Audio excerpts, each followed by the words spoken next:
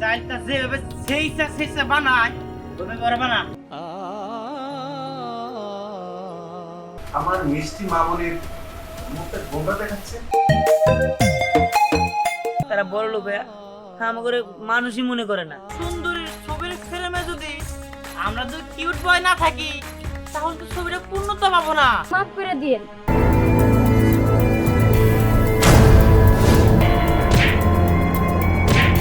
দাদুর চয়েস তো এতটাও খারাপ না, ভালোই আছে, পাত্র হিসেবে ভালো।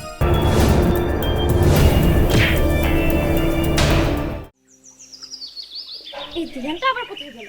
আমার ডাব কোথায়? ও জানে না প্রত্যেকদিন সকালে আমার ডাব দিয়ে মুখ দিতে হয়? দিহান, এই দিহান, এই দিহান, ও আসলে চাপড়ে চামড়া তুলে ফেলবো। ম্যাডাম আমরা ডাকছি। সাহস কত বড়! এই তুই জানিস না প্রত্যেকদিন সকালে আমি ডাবের পানি দিয়ে মুখ ধুই? তাহলে আমার ডাব কোথায়? ম্যাডাম আসলে আমি এতক্ষণ গরুর ঘরে ছিলাম তো গরুর খেয়ার বসিয়ে দিলাম, যার কারণে ডাবটা পারতে পারি নাই। এই তোর কাজ কি? তোকে বাবা বলেছে না সবসময় আমার খেয়াল রাখবি? তাহলে তুই আমাকে রেখে ওই গরুর ঘরে কি করছিলি? যা এখন ডাব পানি নিয়ে আয়। আচ্ছা ঠিক আছে ম্যাডাম, আমি এক্ষুনি যাইতেছি।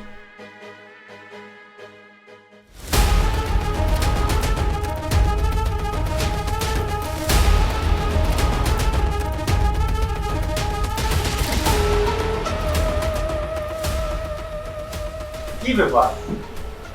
আমার মিষ্টি মামনির মুখটা গোমরা দেখাচ্ছে। কি হয়েছে মা? আচ্ছা বাবা, তুমি অন্তত জানো যে আমার প্রত্যেকদিন সকালে উঠে ডাবের পানি দিয়ে মুখ ধুতে হয়। জানি তো, কিন্তু ইহান তোমাকে ডাব পেরে দেয়নি? না, দেয়নি। ও সকালবেলা উঠেই গরুর ঘরে যেয়ে গরুর সেবা যত্ন করছে। তোমরা যে কি কাজের লোক রাখো! ঠিক আছে মামা, তুমি কোনো চিন্তা করো না, আমি এক্ষুনি ইহানের একটা ব্যবস্থা করতেছি। ঠিক আছে, যাও। আর ওকে যে বলবে যে ভালো করে হ্যান্ড ওয়াশ দিয়ে হাত ধুয়ে তারপরে আমার ডাব খাবে। আচ্ছা ঠিক আছে, আমি যাচ্ছি, ব্যবস্থা করছি। মাঝে মাঝে যে আমার কি রাগ হয়, সত্যি সত্যি যদি ওর পিছনে চামড়া দিয়ে আমি জুতা বানাতে পারতাম না, তাহলে মনে হয় আমার রাগ মিটত। এই দিহান দাঁড়া। কি রে, কি ব্যাপার? কি হয়েছে তোর? তুই গালে হাত দিয়ে রাখছিস কেন? কি হয়েছে তোর? না না খালামণি আসলে কিছু নাই, এমনি আর কি। দেখ দিহান, আমি তোর খালা হইলো কিন্তু আমি তোর মায়ের মতো। কি হয়েছে আমার কাছে খুইলা বল বাবা। না না খালামণি কিছু হয় নাই, ওই ম্যাডাম ডাব পারতে কইছে তো সকাল সকাল, তার তো আবার ডাব দেয়া মুখ না ধুইলে আবার হয় না, যার কারণেই আমি ডাব পাড়ার জন্য যাইতেছি। এমনি কিছু হয় নাই খালামণি, আমি তাহলে যাই, না হলে দেরি হয়ে যাবো। আবার নইলে ম্যাডাম যদি দেরি হয় তাহলে রাগারাই করবো, বুঝেনি তো ছোট মানুষ, এমনিতেই মাথা গরম থাকে। আচ্ছা আমি যাই। হ্যাঁ দিহান, দিহান, না, দিহানের মুখ দেখে মনে হচ্ছে ওই আজকেও দিহানের গায়ে হাত তুলেছে। না, এই মেয়েটাকে নিয়ে আর পারি না। শহরে থেকে থেকে মেয়েটা একদম বদমেজাজি হয়ে গেছে।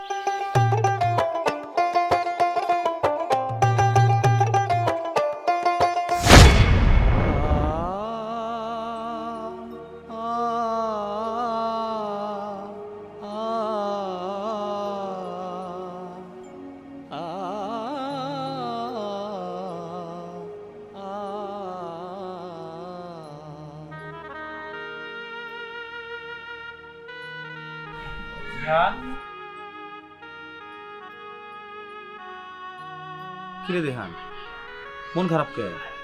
কি হয়েছে? হো বুঝতে পারছি, ছোট ম্যাডাম মনে হয় কিছু কইছে তাই না? মন খারাপ করিস না বাবা, আসলে এই সমস্ত বড় লোকের কাছে আমাকে গরিবের কোনো মূল্য নাই। মনে কিছু করিস না, যা কাজ কর গা। তাই বলে কি আমরা মানুষ না নাকি কাকা? এই বাড়িতে কাম করে দেখা তারা বড় লোক হয়ে আমাকে মানুষই মনে করে না। আমরা গরু ছাগলের যতটা মায়া করি ভালোবাসি অতটুকু মায়াও তো আমাদের প্রতি করে না। তাদের ন্যূনতম জ্ঞান মায়া কোনো কিচ্ছুই নেই আমাদের প্রতি কাকা। তবে একটা কথা কই, আমার যদি এই বাড়িতে কাম করার না লাগতো তাহলে ওই ম্যাডামের মেয়ার প্রত্যেকটা থাপ্পড়ে করা জবাব আমি দিতাম। চুপ কর দিহান, শুনে হালাবো, শুনলে ক্ষতি হয়ে যাবো। বড় লোক মানুষ যে কোনো সময় যে কোনো পদক্ষেপ নিবার পারে, আমরা গরিব মানুষ। পেটের দায় কাম করে খাই। এবারের আপা আর ভাইজান খুব ভালো মানুষ। তুই এবারে মাইয়াটা যেদিন থেকে এই বাড়িতে আইছে এদিন থেকে এই বাড়িটা জাহান্নাম হয়ে গেছে গা। তুই কিছু মনে করিস না বাজান, যা তোর মানে ডাব পাড়ার লেগে পাঠাইছি, ডাব পাইরে ম্যাডাম নিয়ে দি। হ মুন্ডা চাই ডাবের লোকে বিষ মিশিয়ে খাওয়াইতে। খালি বেশি কথা কর, যা কাছে যা। হাই রে বিচিত্র লাড়া, তুই বসে মাসে বাড়ি কাম করে থাকার কথা ছিল স্কুলে, কি করবো ভাগ্য খারাপ।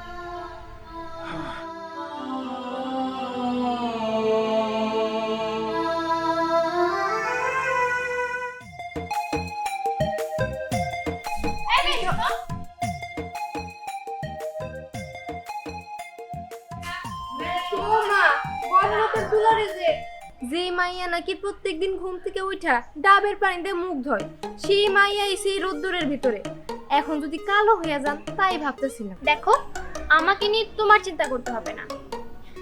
শোনো, যে জন্য ডেকেছি সেই কথাটা শোনো। কি জন্য ডাকছেন কোন?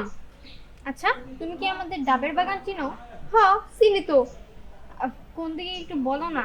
আসলে দিহানকে পাঠিয়েছি ডাবের বাগান থেকে ডাব আনার জন্য, আমি এখন পর্যন্ত মুখই ধুইনি। ও আমার আল্লাহ, বেলা গড়া এদিক দিয়ে দুপুর হইতে চললো, এখনো আপনি মুখ ধর নাই? দুপুর দুপুর তো এখনো হয়নি।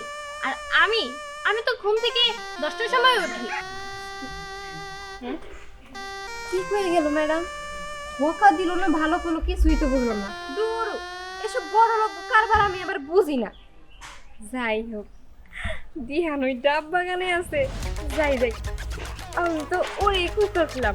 আমিও ডাব বাগানে যাই। তুমি আমার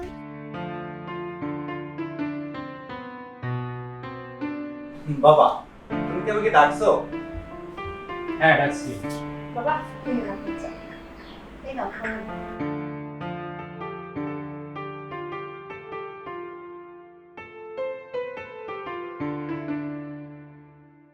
দেখো বাবা, এখন এই সংসারের দায় দায়িত্ব সম্পূর্ণ তোমার উপর। এক সময় ছিল আমি আমার মতো করে এই সংসারটা সাজিয়েছিলাম। তো বাবা, আমার তো আসলে এখন বয়স হয়ে গেছে, আমি বাজারে যাই, চা খাই, এইভাবে সময় কাটে। তো তোমার কাছে আমার একটা চাওয়ার ছিল, নাতিনটা বড় হয়ে গেছে, তার একটু বিয়ের শাদী দেওয়া দরকার, তাইলেই আমি একটু দায়মুক্ত হতে পারি। বাবা, তোমার নাতনি বড় হয়েছে, বিয়া দিবা, সেটা তোমার ইচ্ছা, এটা ভালো কথা। কিন্তু তোমার নাতনির যে অবস্থা, পরে কি এই অবস্থায় বিয়েতে রাজি হবে? দেখো বাবা, পরি রাজি হবে না হবে সে দায়িত্ব তোমার আর বৌমা। আমি কিন্তু পাত্র ঠিক করে আসছি। পাত্র ঠিক করে রেখেছো? কে? কেন, ওই যে আমাদের দিহান। দিহান? বাবা এটা আপনি কি বলতেছেন? দিহান আমাদের বাড়ির কাজের ছেলে, সেই দিন আমার বিয়ে জামাই হবে? না বাবা না, এটা আমি কিছুদিন মানতে পারবো না। হ্যাঁ বাবা, তোমার বৌমা তো ঠিকই বলেছে, দিহান আমাদের বাড়ির কাজের লোক, আর কাজের লোকের সাথে আমার মেয়ের বিয়ে হবে, একটা কাজের লোক আমার মেয়ের জামাই হবে।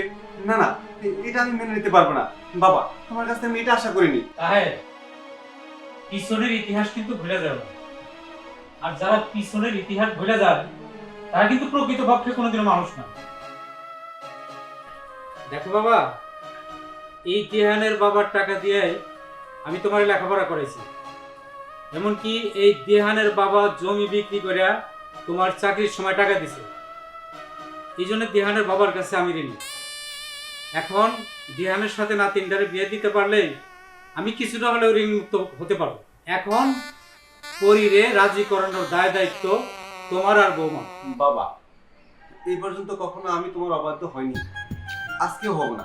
তুমি যেটা ভালো মনে করো সেটাই করো। তুমি পাগল হয়ে গেছো? শেষ পর্যন্ত বাড়ির কামলার সাথে আমার বিয়ে দিয়ে দিব? কখনো না, কোনোদিনও না। তুমি থামো, আমার বাবা যেটা সিদ্ধান্ত নিছে সেটাই হবে। আর শোনো, পরীক্ষা বিয়ের বিষয়ে তুমি জানিয়ে দিবে। জামাইটা হয় তুমি জামাই। বাবা, তোমার বৌমার এই ব্যবহারের কারণে তুমি মন খারাপ করো না, আসলে ও বুঝতে পারে না। না বাবা, ঠিক আছে। কি ব্যাপার আম্মু? তুমি তো রেগে আছো নাকি? রাগ করবো না কি করব, তোমার বাবা আর তোমার দাদু মিলে যা ডিসিশন নেয় না তা মেনে নেওয়াই কষ্ট। কেন, কি ডিসিশন নিল?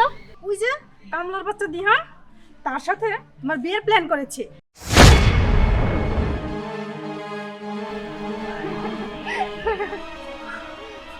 আম্মু, তুমি আমাকে হাসালে। আমি কিনে করব ওই ওই কামলাকে বিয়ে? এটা আমার দ্বারা অসম্ভব। এটা আমার বাবা খুব ভালোভাবে জানে। আর এইসব ফালতু ডিসিশন কে নেয়? ওই যে তোমার দাদু, সে নাকি দিহানের বাবার কাছে ঋণী, তাই তোমাকে বিয়ে দিয়ে তাই মুক্ত হতে চায়। আম্মু, নো টেনশন। এটা নিয়ে তুমি কোনো টেনশন করো না। শোনো, এই জিনিসটা তুমি আমার উপরে ছেড়ে দাও। আমি কখনোই ওই কামলাকে বিয়ে করব না। ঠিক আছে, আমিও তাই চাই রে মা, যাতে তোর উজ্জ্বল ভবিষ্যৎটা নষ্ট না হয়। আম্মু যাও, তুমি আমার জন্য একটু জুস বানিয়ে দাও তো। ঠিক আছে, আমি এক্ষুনি যাচ্ছি।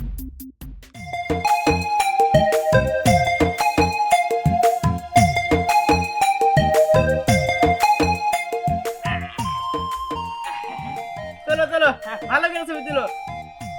আরে তোমরা কে? তোমরা এদিকে এসেছো কেন? আরে তুমি আমাকে চিনবা না, আমরা এই এলাকার লোকই। ছবি তুলতেছি না, ছবি তুলো। এই, ছাড়ো, ছাড়ো বলছি। এই, তুমি জানো আমি কোন পরিবারের মেয়ে? তুমি আমার ফোন টানাটানি করছো, তোমার সাহস কে দিয়েছে? আরে জানি জানি তুমি কোন পরিবারের মেয়ে, তোমার সব খোঁজ খবর আমার কাছে আছে। তোমার মতো সুন্দরী ছবির ফ্রেমে যদি আমরা দুই কিউট বয় না থাকি তাহলে তো ছবিটা পূর্ণতা পাবো না। তাই বলতেছি কি, ছবি তুলো তুলো, সুন্দর করে ছবি তুলো। আরে জানাই রেছিস কে, ভালো ব্যবহার করলে তো কাজ লাগবে না, ছবি তো আমাকে উঠতে হইব নাকি? আসো বেবি আসো, ছবি তুলি। আসো না, ছবি তুলো। আমি একটা কথা বলি, কেন ভাই, কিন্তু একটা মেয়ে মানুষ, শুধু শুধু মানে আপনার ডিস্টার্ব করবেন কিসের জন্য? আপনাদের তো মা বোন আছে, আপনাদের মা বোন যদি এরকম করে কেউ ডিস্টার্ব করে আপনাদের কেমন লাগবে? কি একটা কথা কইলি, এই কামলার বাচ্চা কামলা, শ্বাস কেমনি করে এই জায়গায় আসার? আবার আইসানে আমাকে কেন দিতেছস? শ্বাস তো কম না। ওই চাইছে কি দেহস? চাইতা যেভাবে সেইসা বানায় ওইভাবে করে বানা।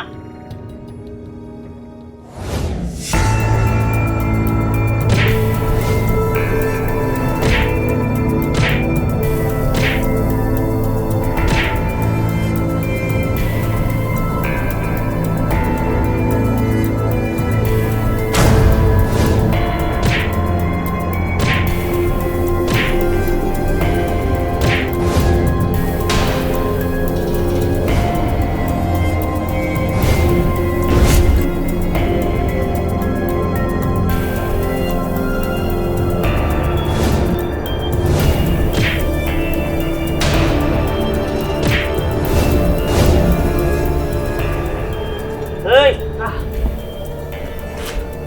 ওদের যদি আরেকদিন আমার ম্যাডামের বাসা দেখি না, তাহলে কি করি জানো? চালটা যেভাবে শেষে ওদেরই কথাটা মাথায় চেক করে রাখি। কামলার বাচ্চা, পরে যেদিন বাইরে পাবো না ওই দিন চাইটা যেমন শেষে কম নেই শেষ। আরে বাহ, কি করতে পারবি আমার ভালো করে জানা।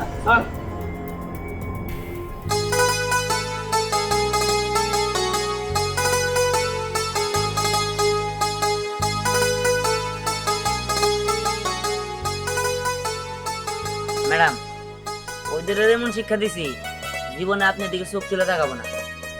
আর আপনি যান, উঠানে আমি ডাব পারে রেখে দিচ্ছি, বেলা তো অনেক হয়ে গেছে, আপনি তো আবার ডাবের পানিতে মুখ দিতে হবো। আমি যাই ম্যাডাম, আর সাবধানে থাকবেন।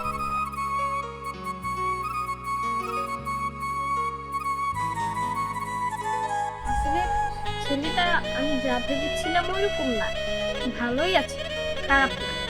কারণ আমি ওর সাথে যে ব্যবহার করি ও চাইলে আজকে এর প্রতিশোধটা নিয়েই নিতে পারতো, কিন্তু ও আমাকে বাঁচিয়েছে।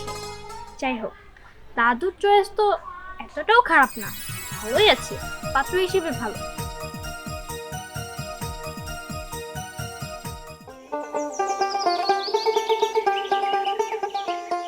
দাদা, আমার এমনি ডাকলে কি হয়েছে? আমার ভাই কি কোনো বড় সড়ো ভুল করছে? দেখেন দাদা, যদি আমার ভাই বড় সড়ো ভুল করে থাকে তাহলে ওর মাফ করে দিয়েন। ওর এই বাড়ি থেকে দয়া করে বের করে দিয়েন না, কারণ ও যদি কাজ না করে তাহলে আমাদের সংসার চলবো না, আমরা খাইতে পারব না। ওর দয়া করে এই বাড়ি থেকে বের করবেন না। আরে না, ওরে বাইর করে দিমুকে বাড়িতে থেকে, ওরে সারা জীবন ওই বাড়িতে রাখার ব্যবস্থা করতেছি। মানে আমি তো মানেটা ঠিক বুঝলাম না। মানেটা খুব সহজ, দিহান দে আমাকে বাড়ি জামাই বানাবো, মানে আমার মাইয়া পরির লগে দিহানের বিয়া দিয়ে দিব। খালুজান, এসব আপনি কি কইতাছেন? আর তাছাড়া আপনার গুলোকে কি আমাকে যায়? দেখেন, আপনারা যা কইতাছেন এটা কোনোদিনও সম্ভব না, কারণ আপনারা কই আর আমরা কই, সম্পর্ক হইলে সমানে সমানে হওয়া উচিত। হ্যাঁ, আমাকে লগে আপনাকে যায় না খালুজান, এটা কোনো মতে সম্ভব না। আরে কেরা কইছে সম্ভব না? পরির বাপে তো ঠিকই কইছে। আমরা সিদ্ধান্ত নিছি পরির সাথে আর দিহানের সাথে বিয়ে দেব। বিষয়টা হইলো, তোমার বাবা মা যদি পয়সা থাকতো তাহলে তারা ডাইকাই না কথাটা বলতো, যেহেতু তারা নাই এই কারণেই তোমার ডাইকা নেই। আচ্ছা ঠিক আছে, আপনাদের যা বললে মনে হয় আপনারা তাই করেন, আমার কোনো আপত্তি নাই। আমার ভাই ছাড়া আমার তো এই দুনিয়ার কেউ নাই। বাবাটা ছিল, তাও তো মরে গেছে। আমি চাই আমার ভাই সারা জীবন সুখে থাকে। আপনাকে যা বললে মনে হয় আপনারা করেন। তোমার মতামত তো পেয়েই গেলাম। পরি দাদু ভাই, দিহানকে বিবাহ করতে কি তোমার কোনো দ্বিমত আছে?